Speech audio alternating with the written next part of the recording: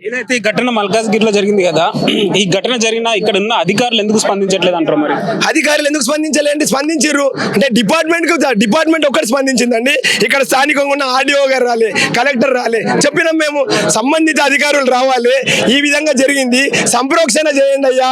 మా సిఐ గారికి చెప్పినాము, మా ఏసీపీ గారికి చెప్పినాము, అందరికీ చెప్పినాం. సార్ సంబంధిత అధికారులు వెళ్ళిపోయింది సార్, సంప్రోక్షణ చేయండి, యజ్ఞాలు చేయండి, హోమాలు చేయరి. అమ్మో అన్నా, నీ తినే తల్లిలా ఎవడన్నా ఎరుగుతే మళ్ళీ దాన్ని కడుక్కొని అన్నం తింటావు అన్న? నువ్వు తల్లే తీసి పడేస్తావా లేదా? ఆడవాడు కూర్చున్నాడన్నా, దాన్ని సంప్రోక్షణ చేయాలి, ఆ ప్లేస్ ని మార్చాలి.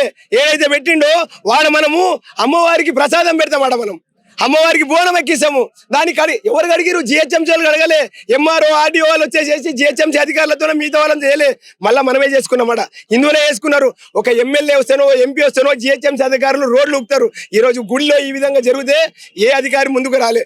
మళ్ళీ అదే హిందువులు కడుక్కున్నారు, అదే హిందువులు చెప్తున్నా కదా సంప్రోక్షణ చేసుకుంటారు. పొద్దుటి నుంచి జోగినులు అమ్మవార్లు బాధతో బోనాలు తీసుకుంటూ అమ్మ మాతో అపచారం అయిపోయింది, మా హిందువులు చాతగాని వాళ్ళు అయిపోయారు, ఇక్కడ ప్రభుత్వాలు చాతగాని అయిపోయినాయి, మా ఓటు బ్యాంక్ మా ఓట్లు తీసుకునేటప్పుడు మేము మీకుంటాము, ఈ ధర్మానికి అండగా ఉంటామని చెప్పి ఓట్లు వేసుకున్న రాజకీయ నాయకులు ఈ రోజు మా ధర్మం పైన సాక్షాత్తు కట్టమైసమ్మ గుడి అంటే మల్కాజ్గిరి ప్రజలకు ఆరాధ్య దైవము. ఎట్లయ్యా ఈడకేంచి ఒక అమ్మాయిని ఒక ఊరికి ఇచ్చినాకంటే ఈ అమ్మవారికి మొక్కించి పంపిస్తాం, నా బిడ్డ చల్లగా ఉండాలని చెప్పి ఒక ఊరు నుంచి ఒక అమ్మాయిని తెచ్చుకోవాలంటే ఈ అమ్మవారికి చెప్పుకొని ఈ అమ్మాయి మా ఇంట్లో సంతోషంగా ఉండాలని చెప్పేసి వాళ్ళు వచ్చి మొక్కిపోతారు. ఇది మా సెంటిమెంట్.